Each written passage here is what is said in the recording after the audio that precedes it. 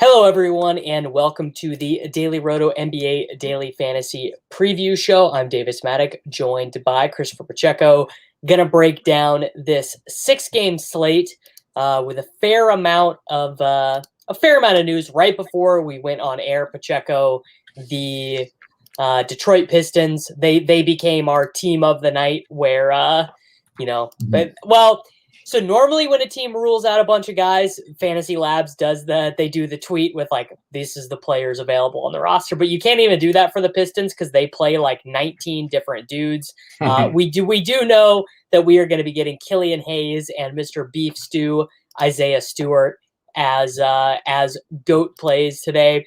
I don't think anyone will argue about Stewart or Hayes. How do you see this breaking down for Josh Jackson, Sadiq Bey, Frank Jackson, Hamidou Diallo? Do you view any of these guys as MME targets?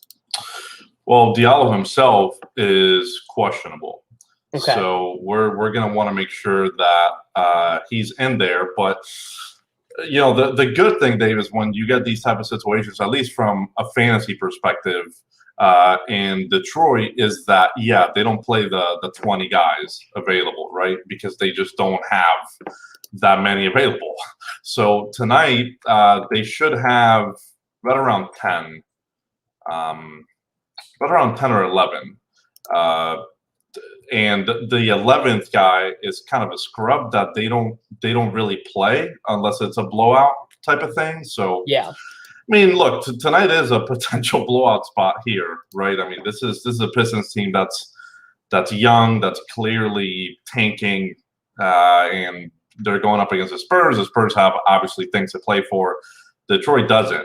But from what we've seen out of Stewart and Killian Hayes, it's bigger minutes, it's bigger rates in these situations. So you kind of nailed those guys. I think Josh Jackson certainly is going to be worth a stab in tournaments, not just MME, but tournaments in general. Sadiq Bey is the other guy that plays, essentially plays the most minutes out of all the guys that we mentioned. And then it comes down to what they, who else are they going to start between Frank Jackson, Doumbouya, Tyler Cook, guys that you're not really going to be all that interested in. But if one of them starts and plays the bulk of the minutes, if it's, if we're talking really, really cheap, maybe you're going to, want to take a stab there in MME. I probably wouldn't touch that in, single entry 3 max. It's probably too thin even on this slate. Yeah. All right, so let's go ahead and go back to the beginning of the slate. We have the New Orleans Pelicans playing the Orlando Magic.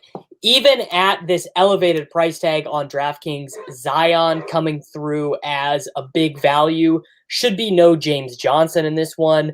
Najee Marshall has a minutes projection of 28.5. I would imagine if he's playing well, which we have seen, by the way, a couple times here where Marshall's really had it going offensively, and he's like a decent-ish defender anyway. I think he has a little bit of a minute ceiling, but Zion is handling so much of the Pelicans offense now. He just has the ball in his hand so often that paying $8,700 for Brandon Ingram or $7,000 on DraftKings for Lonzo Ball feels suboptimal at this point, I think. Yeah, it's a 2-horse race, and Zion is certainly the top horse. Then I'd still consider Ingram in this slate. Davis, it's only a 6-gamer. So, we've seen Ingram beat out Zion in certain matchups. So I certainly don't hate the Ingram call. It's just after that, what do you do? Because Zion and Ingram are just, from a rates perspective, they're getting everything, right? So it's making Alonzo not really a play. Steven Adams, it's just not a ceiling play, although this is a good matchup here in this spot against Wendell Carter Jr. Najee Marshall is the other one that you mentioned, that he actually closed over Eric Bledsoe last game and ended up playing 35 minutes to Bledsoe's 17. So it's at this point it's really tough to consider Eric Bledsoe, especially with Zion and Ingram dominating this offense. So Yeah, it's a two-horse race. The real question is, what do you do after that? And I think Marshall is a guy that you can take some stabs on FanDuel. DraftKings, he's 5,400, and I can't imagine doing that. Feels a little bit too steep. Yeah. All right, let's go ahead and move on to the Orlando side of the ball. Very rarely will you see this, but with their rotation as is, which is with a lot of the guys who are questionable ruled in, not a single value on DraftKings Pacheco, not one guy hitting optimals in the Orlando rotation against the Pelicans. Now there are some guys questionable, so that could change. The one here who obviously you'd want to look at in tournaments would be Terrence Ross, because he just has that huge scoring upside off the bench. But, Mo Bamba, Chuma Okeke, it's just none of these guys leave you particularly inspired. Yeah, especially from a ceiling perspective, I think you mostly nailed that one. The Magic, in terms of the injury report, they have Ross questionable and then James Enos questionable as well. So Ross is still coming off the bench, and then Enos is actually a starter that typically gives them anywhere from 28 to 30 minutes. So it's semi-important for this rotation, but it's probably not going to result in anyone getting a massive boost outside of maybe Dwayne Bacon. I think he'd probably start and play more minutes, but he's not an exciting play himself. I think the one guy that I'm looking at here is actually Cole Anthony. His rates have taken on a new level here, especially of late. With this new rotation for the Magic, having essentially none of the older guys around on this team anymore. His rates have been awesome. The minutes without Michael Carter-Williams have been pretty steady as well. And I don't think the ceiling is really in the 50s, but I think a fantasy performance in the 40s is a thing that Cole Anthony can achieve now. And he has mid-tier price tag, so it's not the worst play. Okay, there we go. There is your Orlando Magic update. Let's go ahead and move on to Phoenix at Boston. So Boston has basically said that Tatum, Kemba, Smart are available. You have Jaylen Brown ruled out as of now. Now, is he ruled out or is he questionable? Did I miss that update? Or are you just making a judgment call? He's very doubtful. Okay, very doubtful. Yeah. So I think that literally all of these guys, Tatum, Kemba, Smart, Tristan, even Jabari Parker at 3,400. I think Parker is like a tournament stab, but specifically Kemba and Smart. I mean, Tatum, playing a 10.2K Tatum, it feels tough. It feels brutal. But Kemba at 74 and Smart at 66, especially because Kemba or Smart, he's going to get you your rebounds, your assists, your steals, your blocks. Like, he's going to chip in with those regardless. If he shoots 60% on a given night, then you're talking about like 44, 45 DraftKings points becomes like a pretty reasonable range for him, because he is such a strong contributor in everything else. But these Celtics guards, I think, are pretty strong candidates tonight. Yeah, certainly. I prefer Kemba to Smart on where they're priced like the same, and that would be on FanDuel. They're both 69, a nice 6,900. I certainly prefer Kemba over there, but Smart, with his ability to rack up the stocks, you gotta include him in a tournament setting and on such a small slate. And you're right about Tatum. 10-2 on, or 10, is it 10-2 on DraftKings? Yeah, 10-2 on DraftKings does feel a bit steep in a slate that has, Giannis, Luka, and Biid, second out of a back-to-back though for Luka and Joel. So it's not the most optimal context.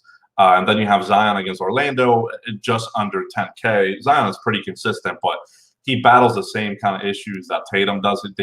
Their ceiling is typically capped, mostly in the 50s. Tatum now, though, without Jaylen Brown, can definitely do the 60 thing. He's done it a couple times this season. And so on this slate, I think you're considering him. On a bigger slate, Davis, I would have had some challenges with that one. Yeah. All right. Phoenix side of the ball, again, with no Dario Saric, we are actually getting some value in the form of Mikal Bridges, Cameron Johnson. I guess Saric has not been ruled out yet, but Jay Crowder has been ruled out. Saric is questionable. So these three guys, Bridges, Cameron Johnson, Dario Saric, are showing up as minor values. Now, without Saric, obviously, there would be even more value. I can, however, see this wrench, Pacheco, which is Kaminsky starting and getting that 6-minute rotation at the beginning of the first quarter and the beginning of the third quarter. We've seen them do this a bunch this year where Kaminsky starts. That obviously would not be great. I think it would be fine for Cameron Johnson. I think that would probably take Saric out of play, even if he is active, though. Well, here's the thing. Those games that Kaminsky started, Davis, Saric was out. Saric was out, yeah. Was essentially out for that whole stretch. So, and as of right now, in this rotation, Saric is above Kaminsky. So the biggest thing for Kaminsky would be if Saric is out. And then I think he has that path still to start and perhaps make this a little bit messy. But if Saric is out and obviously no Jay Crowder tonight, I still think Cam Johnson's going to get some good run here. And then maybe Kaminsky could get into like the 18, 20-minute range if there's no Saric. So I think it would benefit both. But as of right now, what we're going with is Saric in the rotation because he's questionable, and then Cam Johnson starting. And so, from a DFS perspective, Cam Johnson starting, it's pretty good for the minutes. The rates are not going to be great. You got Chris Paul and Devin Booker handling the majority of this offense. I mean, even Bridges, who I think is a pretty damn good player, his rates have essentially evaporated in this offense. And the only thing that Cam Johnson can really do is shoot. So there are some concerns there that the ceiling isn't great, but the price tags are pretty cheap on that guy. So if he starts, I can't imagine people not playing him tonight. Yeah. And then do you think without Jay Crowder in the lineup, do you think, is that going to do anything? Chris Paul, 7,600 against Boston. Feels weird to see him so much cheaper than Booker. He is 1,200 cheaper than Booker on DraftKings. I mean, I just feel like probably you want to get, 10, 15% of Chris Paul on MME at that price. Like it just feels about 400 too cheap. Slate size, I think, is going to play in the favor of these guys that you're mentioning here, Booker and Paul, because on most slates, I don't consider them. On this slate, you probably are, and you're right about CP3 on DraftKings. On FanDuel, they're essentially priced the same. Obviously, different positional eligibility for those guys. But I guess my main concern is second out of a back-to-back for CP3. We haven't really seen him be managed much on these spots this season, but you'd imagine that at some point we're going to get it, right? Phoenix is pretty much locked in seeding-wise in the West. So they're not going to want to spend their guys. At some point, I think we're going to run into that risk. I just don't know if it's tonight. Yeah. All right, let's go ahead and move on to Philadelphia at Milwaukee. I guess this game has the most total questions because Pacheco, Tobias, Simmons, and Seth Curry are all questionable for this game after missing yesterday. Reading the tea leaves, it felt like a rest day for them yesterday because I don't know. When the 76ers list illness, don't you just feel like it's Doc just messing with us? Like I feel like it's just Doc messing with us. I don't know.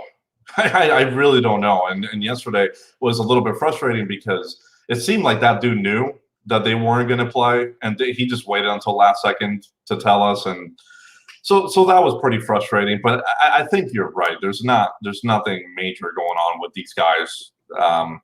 They should be able to play in this one, but Milwaukee's favored by 8 in this spot, which kind of tells me Vegas is expecting. That tells me Simmons is not playing. That says Tobias is going to be out. So just to give people an idea, this is how the minutes broke down yesterday with Curry out, Simmons out, and Tobias out. The only two normal starters in were Danny Green and Joel Embiid. They played 34 and 33 minutes.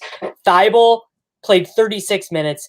Didn't make a shot, Pacheco. Did not make a shot against the Suns. He had 3 rebounds, 3 assists, 2 steals, and 3 blocks, but did not make a shot. Shake Milton played 24 minutes. Furkan Korkmaz played 21.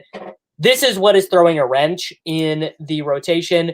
George Hill's return to basketball. If this would have happened a month ago, we would have seen, 30-ish minutes from Maxey, 30-ish minutes for Milton, and probably Furkan got hurt, correct? Yeah. He got hurt in that but game. He came back, I believe. Yeah, so he would have played about 32 minutes. Then Mike Scott, Dwight Howard, Maxey, and George Hill were the guys who came off of the bench. I would expect a similar rotation tonight if these injuries repeat themselves. However, I think there's a chance they start George Hill. Doc loves his vets. That's just like what he is always. He just loves his old dudes. They traded for George Hill. George Hill played well last night, made both of his 3-pointers. I think they might start George Hill.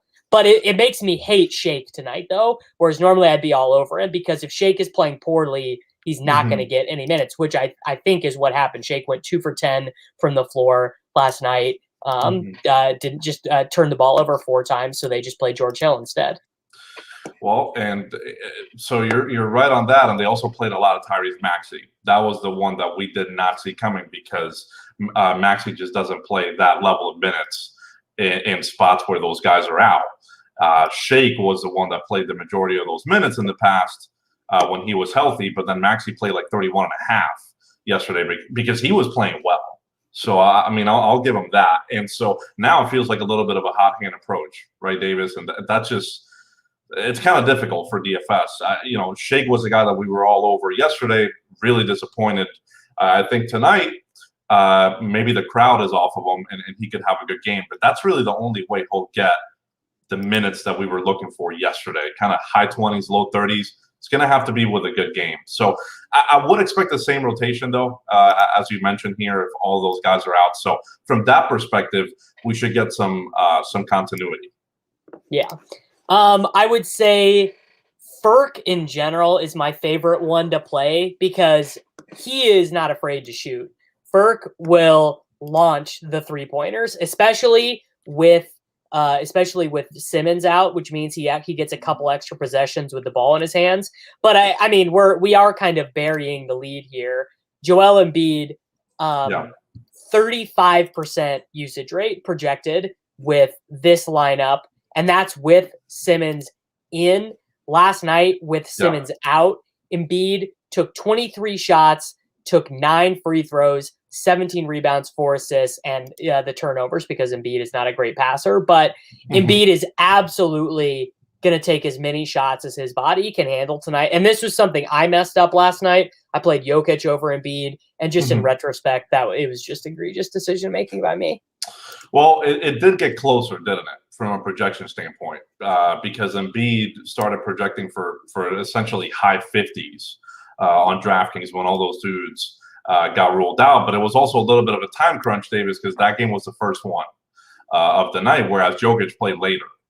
So it was a little bit of a challenge. But I think Embiid, he's going to project for very similar here. If all those guys are out, we're talking about probably a projected usage rate in the high 30s, so 37, 38. Rebounding rate and assist rate also they're going to go up without those guys. So there's a lot to like about Embiid. He'll probably turn into the best play from a projection standpoint if his teammates are out. Yeah. All right. Looking on the other side of the ball, we have the mostly healthy Milwaukee Bucks. I guess we're probably not looking at this because there's not going to be enough value tonight, but I would love the Giannis Embiid correlation in tournaments. I think it's going to be pretty hard to do because as of right now, early on, we don't have a bunch of 3K guys to load our lineup in. Now, that doesn't mean that whatever team is going to start ruling guys out the second we get done with this show. But I do really like that correlation. And I think also Giannis with Simmons out, they have no one to defend him. It's Embiid is the only guy they have to defend him. And I don't know if Embiid can guard Giannis for 38 minutes and also get up 30 shots. So my guess is Giannis just really eats tonight in this matchup. He'll probably be – oh, no, I'm wrong. He'll be guarded by Thibault. I'm wrong. Yeah. Yeah, he won't be. There's zero chance that it'll be Embiid, but Embiid will be, presumably around the rim. Although that matchup against Brook Lopez is so annoying, because he does pull you away from the basket. But I mean, we do have some level of value at this point. We have Cam Johnson on the Phoenix side. I think he's fine. We have Killian Hayes on both sides. There's a potential path there, but you might have to forego Isaiah Stewart. So something like that you might have to forego to make this work. So there's going to be a sacrifice somewhere. But you do have to like Giannis in the spot. Hoping that this game stays competitive. That is the one thing that kind of worries me because Philadelphia is on the second night of a back-to-back, and we've seen some weird stuff in the past in general in these contexts. So if it's competitive, you like Giannis in the spot. I think Chris Middleton is playable on FanDuel. DraftKings, he's 8,300. That's a little too much for me to pay. I think Drew Holiday is also fine on FanDuel. DraftKings 8,200 is tough, but I think in MME that's worth a stab. I don't think I'm going to be considering anyone else on Milwaukee.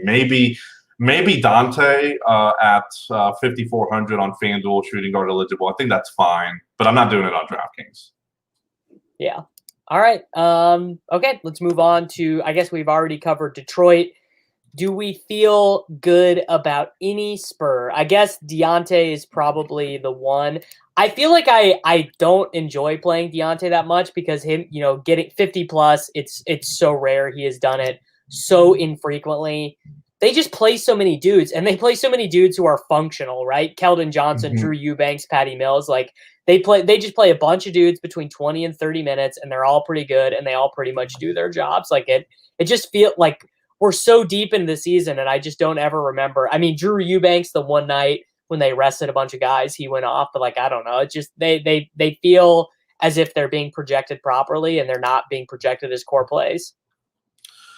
No, you're pretty much right. And if you're playing San Antonio, you're probably just doing like a max one because I wouldn't play more than one. I never do. Unless it's like a really short slate. I just don't think you get multiple tournament winners out of this team. And they have a lot. I think the biggest risk, Davis, is they just played yesterday, and they have a lot of games coming up to finish off the season. So it's a concern that they could get managed on the minutes. And if this is a blowout, you can forget about minutes in the 30s for all of these guys. None of them are going to get there in this matchup against Detroit. So I think DeJounte's fine. DeMar is too expensive on DraftKings. 8,500 feels like too steep. 7,900 on FanDuel looks much better. So DeRozan, Murray, Derek White, I think it's fine on FanDuel. It's just such a challenge on DraftKings because all of these guys are priced appropriately, and I really wouldn't touch anyone outside of DeJounte, I think. Yeah. All right, Charlotte and Chicago. Charlotte has Devontae Graham back, which makes their rotation a little bit weird. Their center rotation is also weird now because they're playing Vernon Carey Jr. for the first time all year. He has basically replaced Bismack Biyombo in the rotation, but they're splitting up the center minutes 3 ways, with PJ Washington getting some power forward minutes as well. Miles Bridges, Jalen McDaniels backing up at power forward. The Martin brothers giving rotation on the wings. And now with Wanamaker getting minutes, there just is kind of a little bit less. There's just a little bit less room for Devontae Graham. I know he's only 6,300. And Terry, decent play here as well, especially because he's going to be guarded by Thomas Satoransky and Ryan Arakadudududududud and Kobe White. Not particularly defensively formidable backcourt for the Bulls. So Rozier actually probably looks like a really good tournament spend because I expect that 8K range to be pretty low owned. Yeah, and in that range is DeMar DeRozan too. Who do you prefer between those guys? I'll take Terry tonight on no back end or back to back. And given his situation, it's just so much different than DeRozan. Terry doesn't have LaMelo to compete with, Gordon Hayward to compete with. That team is still very thin. So, and his rates have been awesome. Whereas Graham, his rates have been pretty darn good. He just can't make shots. He's very inefficient. and that's really a big reason why his fantasy value is dragging down. The other difference there is Terry plays like 38 minutes a night, and Graham's barely playing 30. Yeah. So you really do have to like Terry a good bit in this spot, even though he's showing up as a very slight positive value. You mentioned Vernon Carey. I think it's a non-factor from what I've seen in his minutes with PJ Washington. It's just they're trolling. He's not really being used. Last game, I think he only played 3 minutes as a starter, and PJ just played, the rest of the game along with Cody Zeller. So that's how they really split their center minutes.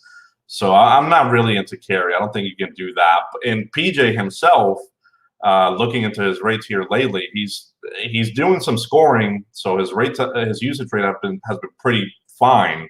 But outside of that, he's just not doing a whole lot more. Terry and Graham are doing so much more than he is. And even Miles Bridges has put up some competent rates in a lot of minutes here of late. So I'm a little bit worried about Washington's ceiling in this spot. I think the minutes are fine.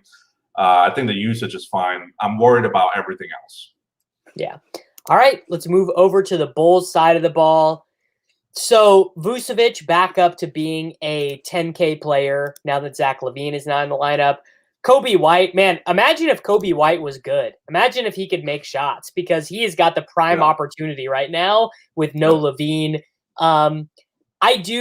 We have him for a 25% projected ownership on DraftKings. I mean, I get it based on what you need in the context of this slate, but I don't know. I literally think I would rather play Theis or Denzel Valentine as like secondary Bulls plays, as opposed to just like playing, 50% Kobe White and MME or whatever. Yeah, these are I wouldn't look too much into the ownerships and Sims right now. These are going to need a refresh before our alerts get started because they haven't been refreshed. So I do wonder if White is going to be at this level once we do that refresh. I mean, I do kind of like him in this slate as long as he's not massive chalk. As long as everyone hasn't caught up to his newer role, because his rates have been pretty good. The minutes have been pretty consistent without Zach in the lineup. I think that's been a pretty obvious plus for him. Now he just has to compete with Satoransky. And even Satoransky can play some minutes at the 2 because they need that right now without Zach. So I'm into some Kobe White as long as it makes sense from an ownership perspective. Vooch at 10K is too much. Too much. It's not a good price tag for him, even without Zach out there. It's from a ceiling perspective, it feels too steep.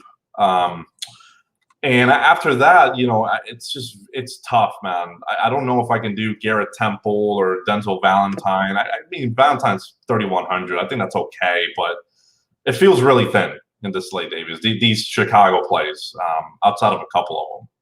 Yeah. All right. Let's move on to our final game. We have the Lakers playing the Dallas Mavericks. The return of Anthony Davis to the lineup. Unfortunately, he's fully priced, playing 50 minutes. It would have been a fun thought experiment to see Anthony Davis at 3,000 and say, okay, you get 15 minutes of Anthony Davis for 3,000. What do you do? Like that actually would have made this slate. That would have been a really cool wrinkle. As it sits, it's Drummond and Schroeder, I think, are the only playable guys. And Schroeder, by the way, I've noticed in these slates, he's getting a little underowned because he does have 50-point ceiling. He just has to run hot with making shots, obviously, but he's got the ball in his hands a ton. His rates are way up. He's playing a ton of minutes. Drummond is terrible. Drummond is just not a good player. And the Lakers, it took the Lakers about 3 games to figure out, like, oh, yeah, Andre Drummond's not that good. So, yeah, Schroeder is, I think, pretty strong.